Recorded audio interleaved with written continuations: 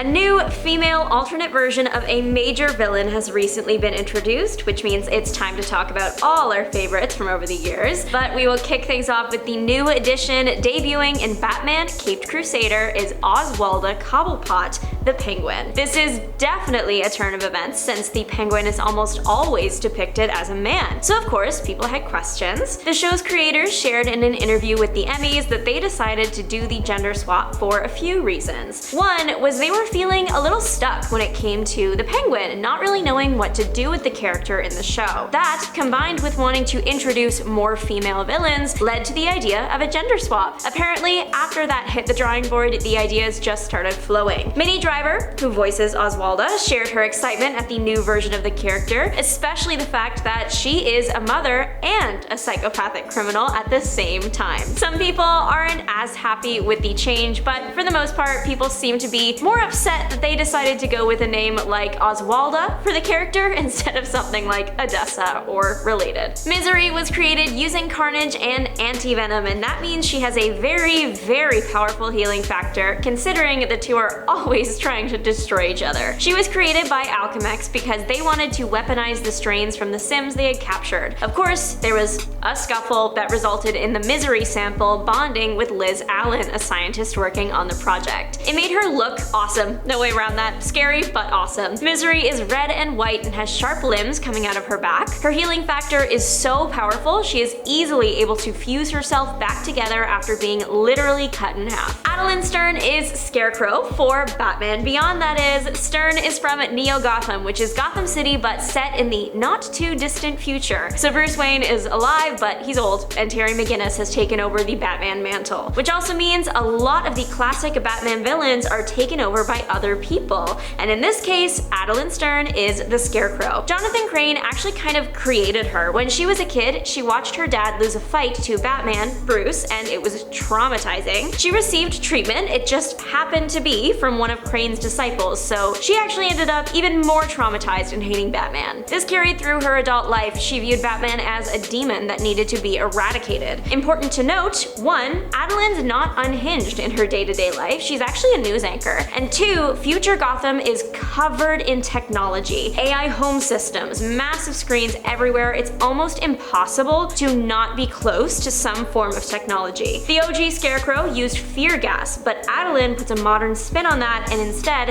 hacks all the tech in the city, even the systems in people's houses, and has them send subliminal messages that Batman is evil. And since everyone in Gotham is surrounded by tech, it causes all of them to attack Batman at once. It's not until Bruce Wayne can jam the signal that Terry even stands a chance at winning. Adeline was very clever for using fear signals because it affected literally everyone: Gordon, Terry's brother, even Bruce Wayne. People that have intimate knowledge on how to beat Batman. At the end of the day, Adeline was a traumatized person coping in an unhealthy way and was sent to Arkham Asylum. Marvel fans had their own version of the Penguin situation back in 2018 with the shocking reveal that Doc Ock was a woman in Spider-Man Into the Spider-Verse. And honestly, it was awesome. Olivia Octavius is just as cool and ruthless and intelligent as the male version of herself. This change was welcomed by Spider-Man fans considering it was just so well done. The decision to change Otto to Olivia stemmed from real life. Co-director of the film, Rodney Rothman, shared on Twitter that co-director Bob Persichetti is friends with Kathryn Hahn, Olivia's voice actress, in real life because of their kids. And it seems that the kids had a big effect on the movie as a whole. Rothman also shared that his son was so upset Peter B didn't get to eat the bagel that he made his dad storyboard the scene for him. And sadly, it did not make it into the movie. Lady Bullseye was inspired into her life of crime by Bullseye himself. As a girl, Lady Bullseye was imprisoned and headed for bad things, but luckily Bullseye came in to save the day, slaying her captors, and in the process, inspiring her to escape and learn to become a weapon herself. As a note though, Bullseye wasn't actually there to save anyone, he was on an errand. This was a surprise side effect. Despite having no superpowers, Lady Bullseye is still a force to be reckoned with, a master of many different martial arts and skilled in weaponry. She found herself in New York while working for The Hand and framed Daredevil for a pretty serious crime. She also attacked Kingpin, taking out his family. She eventually joined the Masters of Evil West Coast and Baron Zemo's Army of Evil, so she's really building her brand here. Back in 2022, she pledged allegiance to the Punisher after he became leader of The Hand and took someone out with the power of the Beast. And according to Marvel Encyclopedia New Edition,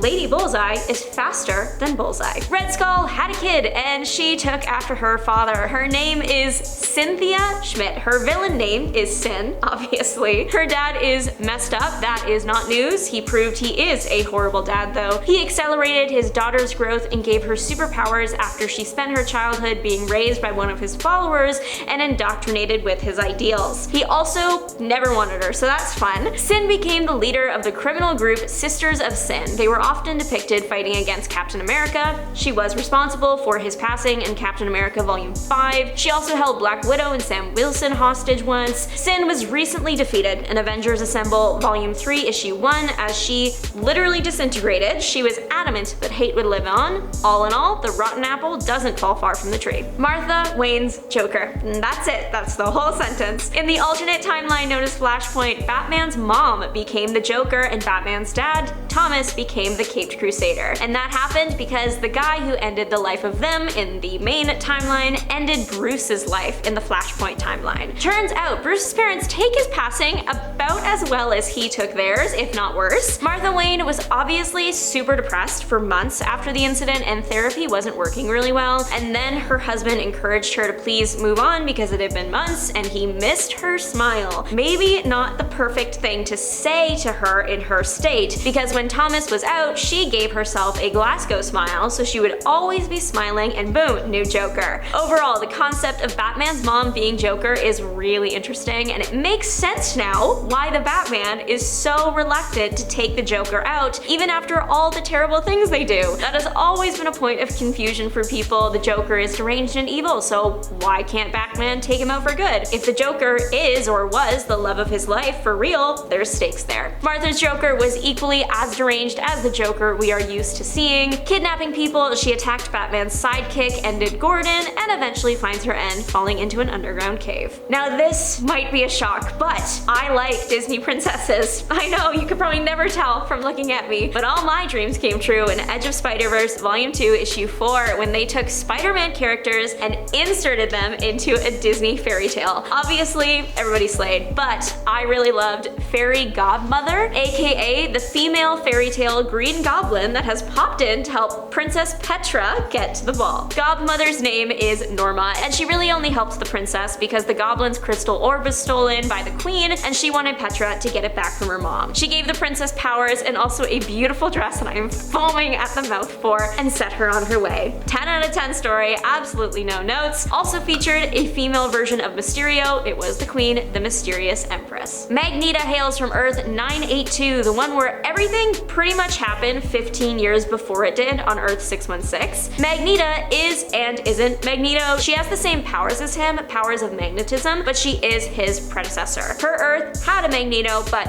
now he's out of the picture. She believed in the core of Magneto's ideas, but that his arrogance often threw everything off, so she was going to be the one with the power, charisma, and the ability to actually reach the top. She pulled together her own sisterhood of mutants and considered herself the most powerful of the new generation of heroes. Galacta has one of the oddest origins, and that is saying something when it comes to comic books. She is technically Galactus's daughter on Earth 610102, kind of. So she was a parasite, kind of like a tapeworm that manifested in Galactus, eventually growing up to be separate from him, but still a powerful cosmic being. She is like a less evil version of him since she doesn't eat planets, instead opting for consuming the non-native organisms that sneak their way onto Earth, thus protecting us from the problems that stem from invasive species, so thank you for that. She makes herself appear as a regular human teen and has helped out the Fantastic Four in the past. She eventually started growing her own parasite that made her hunger start to control her, but she proved she still wanted to be good, desperately searching for a cure, and instead finding out how she came into the world along the way. But what do you think? Let us know. Bye!